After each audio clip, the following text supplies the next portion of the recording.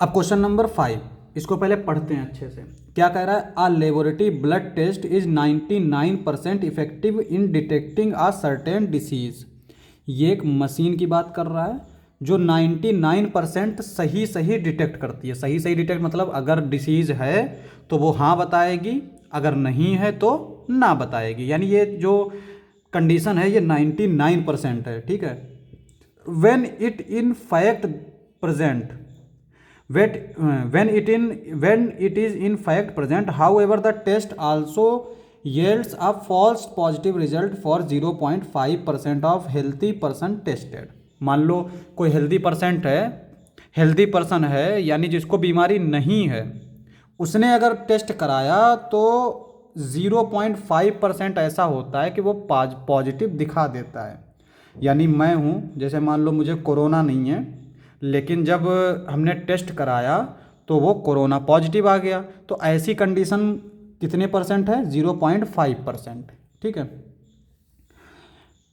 ये ब्रैकेट में हमें वही चीज़ लिख के दे दी है, that is if a healthy person is tested then with probability 0.05। With probability, percentage को अगर प्रोबेबिलिटी में लिखना होता है तो 100 से डिवाइड कर देते हैं, तो इसको जब 100 से डिवाइड करेंगे तो यही आ जाएगा। The test will be imply he has disease. तो ये हमारा इसका पूरे का मतलब ब्रैकेट में लिख दिया है।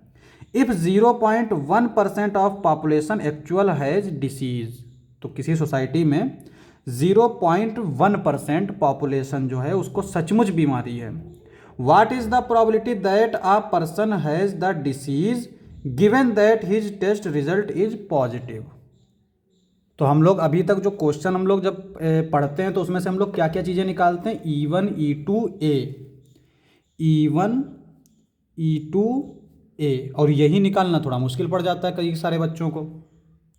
तो यहाँ पे हम लोग कभी कभी क्वेश्चन से ही देख सकते हैं कि हमें क्या मिल सकता है E1 और E2 और A। वो यहाँ पे हम लोग देखेंगे लास्ट में। देखो यहाँ पे क्या कह रहा है, what is the probability that person has disease given that his test is positive. Given that his test is positive, ये तो हमें पता है कि ए हमारा बाद में आता है जब हम लोग बायस थ्योरम लगाते हैं। यहाँ पे हमारा बस ये है कि E1 आता है या E2 आता है। तो यहाँ पे कह रहा है हैज़ डिसीज, तो हम लोग मान लेते हैं इसको E1, ठीक है। ये चीज़ हमसे पूछ रहा है। अब यहाँ पे हम इसी से देख सकते हैं कि ए क्या होगा। ए हमारा मतलब पॉजिटिव टेस्ट, यानी जो रिजल्ट है वो पॉजिटिव आना चाहिए। या ऐसे लिख सकते हैं रिजल्ट पॉजिटिव, या पॉजिटिव टेस्ट, या फिर पॉजिटिव रिजल्ट। पॉजिटिव रिजल्ट ज़्यादा सही है। उसके बाद में यहाँ पे E1 जो हो जाएगा वो एक्चुअल डिसीज,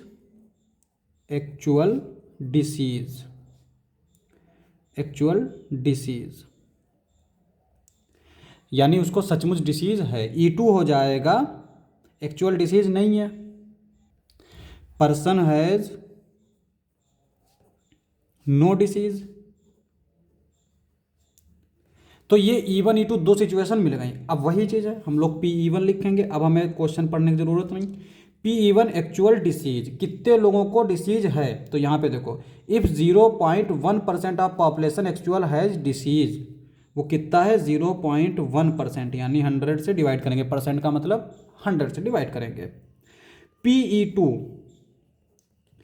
PE2 क्या आएगा? देखो इसने PE2 नहीं दे रखा है। जाहिर है अगर कोई सोसाइटी, आइडियल कंडीशन है, ऐसा नहीं है कि एक पर्सन है उसकी रिजल्ट तो पॉजिटिव आ रहा है मगर उसको डिसीज नहीं है, या फिर वो दिखने में हेल्दी लगता है और उसको डिसीज है। तो इस तरह की सिचुएशन नहीं है, यानी या तो डिसीज है या तो नहीं है। तो अगर डिसीज इतने परसेंट लोगों को है तो डिसीज कितने लोगों को नहीं होगी? वो है 1 - 0.1/100। इतने ही लोग होंगे जिनको डिसीज नहीं होगी। मल्टीप्लाई कर दो, 100 में से 0.1 जाएगा तो 99.9/100 आ जाएगा PE2। अब A/E1 क्या आएगा? पॉजिटिव रिजल्ट देता है अगर डिसीज है, यानी मशीन की बात हो रही है। तो पॉजिटिव रिजल्ट आता है अगर डिसीज है, तो ये कितना है? 99%।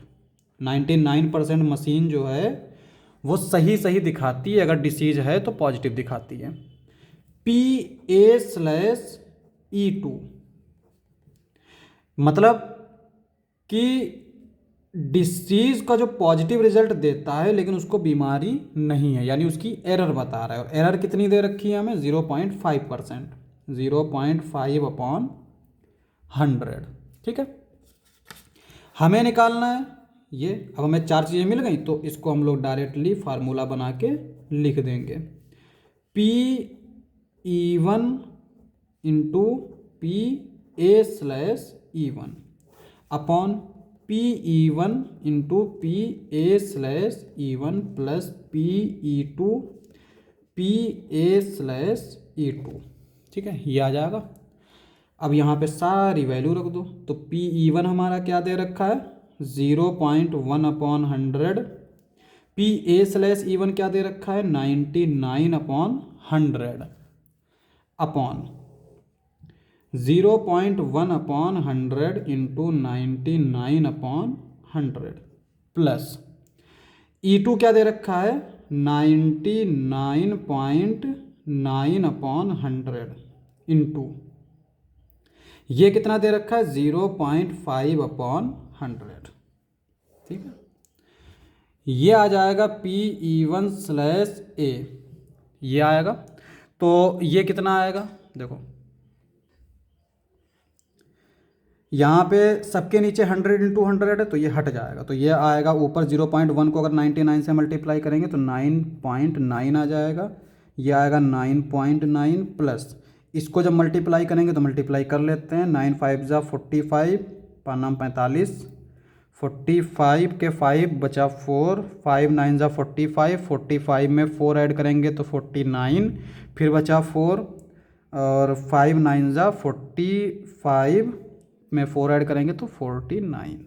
कितने नंबर के बाद पॉइंट लग जाएगा? पॉइंट के बाद एक नंबर इधर है, पॉइंट के बाद एक नंबर इधर है, तो दो नंबर के पहले पॉइंट लग जाएगा। इस तरह से हम लोग ऐड कर लेते हैं। यह आएगा 9.9 अपॉन, ऐड कर लो, देखो इसको 0 मान लो। 5 9 9 8 18, 18 का 1 8 1 बचा, 9 9 18, 18 का 18 प्लस 1 19, 19 का 9 1 बचा, 4 प्लस 1 5, ये आ जाएगा।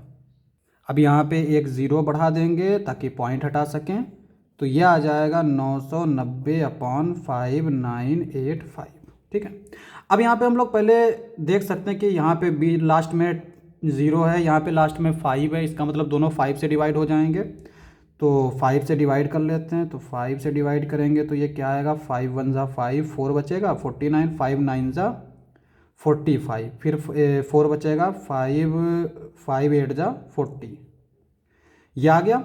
और इसको 5 से डिवाइड करेंगे, 5 1 जा 5, 5 1 जा 5, 4 इधर जाएगा 48, 5 9 जा 45, 5 7 जा 35, ये आ गया। अब 3 से डिवाइड हो रहा है, देखो 9 plus 1 10, 10 plus 8 18, 1 plus 1 2, 2 plus 9 11, 11 plus 7 18, तो 3 से डिवाइड हो रहा है, 3 से डिवाइड कर दो। 3 3 जा 9, 2 बचेंगे तो हो गया 29, 3 9 जा 27, फिर बचेंगे 2, तो फिर 3 9 जा 27। सिमिलरली यहाँ पे 3 6 जा 18, 3 6 जा 18। अब 3 से और डिवाइड हो रहा है तो फिर और भी डिवाइड कर लेंगे, कैलकुलेशन अपने हाथ में, जैसे चाहो कर लो। 3 2 जा 16, 3 2 जा 16, और ये 3 1 जा 3, 3 3 जा 9, 3 3 जा 9, अब नहीं होगा, तो 22/133 ये हमारा आंसर हो जाएगा।